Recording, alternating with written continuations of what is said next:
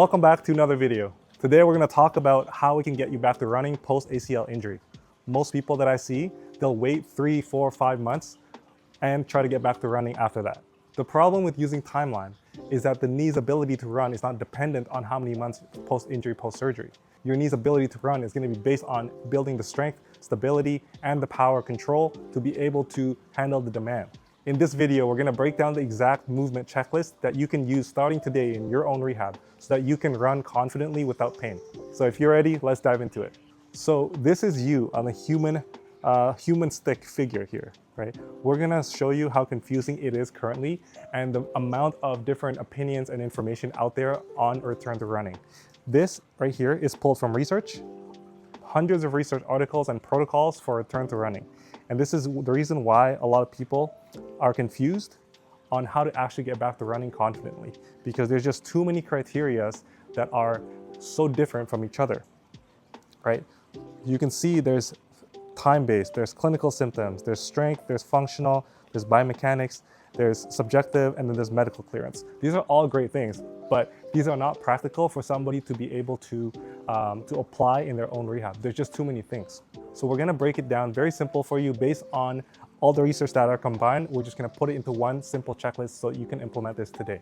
The first thing that I wanna teach you today is something called a quiet knee. A quiet knee is gonna be based on 3 things. Number 1 is gonna be 0 or minimal swelling.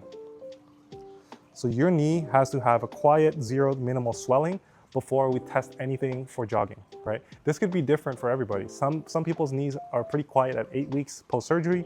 Some people's knees are pretty quiet. It's gonna take maybe 16 weeks, 20 weeks, depending on the surgical procedures or non-surgical. So it's gonna really depend.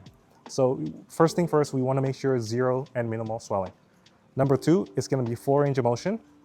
You've probably heard this before, particularly extension. If your knee cannot be straight, there's no place for you to try to run, okay? It's just gonna cause you problems and compensations later down the road. Flexion, you don't need to have full flexion in order to jog, but you definitely wanna have anything beyond 90 degrees. The third is gonna be 0 pain with walking, right? This is pretty obvious and common sense because if you have pain when you walk, how are you gonna jog without pain? That one makes sense. So the quiet knee, just to recap, are 3 things: minimal or 0 swelling, full range of motion, particularly extension, and 0 pain with walking. Now we're gonna go through the checklist that I use with hundreds of my ACLers. This is based on hundreds of research articles that I put together, and just to make it a simplified process for you so that you can understand. On the right side here, I've labeled strength and stability. And at the bottom here, we have power and control. So running is think of it as a single leg movement that is repetitive, and it's gonna combine the ability to be strong. It's gonna be your quads, your ankles, and your hamstrings and your glutes are gonna have to be strong and stable in order to accept that force coming down, hitting the ground. And then after accepting that force, you've gotta be able to push off the ground, right? So it's gonna come down to these things here. First thing, you're gonna be able to single leg squat at least 15 times. All right, so they don't have to be full pistol squats to the bottom, but as long as you're able to get down to a bench or a chair and come back up with good control, good pacing, 15 times, that's good. That's a check mark there. The second is gonna be single leg bridges. So if you think like a glute bridge, but on single legs. You should be able to do at least 20 reps. This is testing your posterior chains or your hamstrings and your glutes. This one's super important, calf raises on single leg. Calves specifically, in my opinion, are super underrated. A lot of ACL rehab is still missing calf strength and endurance.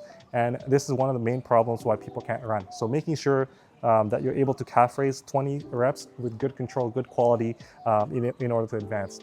The next one here is quad muscle symmetry. You need 70% or more. So over 70%. And the way we test this is gonna be with those big fancy machines that you see on social media.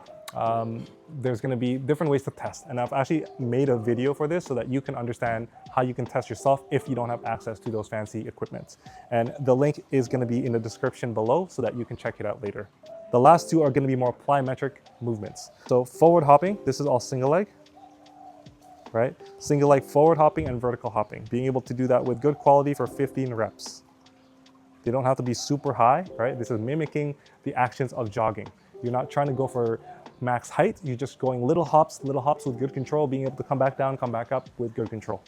Now, I want to talk to you about an amazing example that I had in my program this week. Our client, Nathalie, she's 2 years post ACL. Right? We connected just a month ago, 4 weeks ago, and she told me that all she wanted to do was go back to running pain-free, right? Because her thing is she wants to go half marathon, full marathon. That's the one thing that she loves to do. So she told me that in the past 2 years of working with multiple PTs, multiple trainers, she's still having pain with running, right? To me, it's a simple process. And so we broke it down, very simple. We use a very similar checklist just like this, making sure that she executed and stayed consistent with the program, which she did.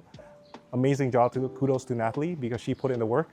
And using a clear checklist like this, we were able to get her back to running pain-free within 1 month, right? So you can see this is a text message that we had this week, August 28th, which was last week.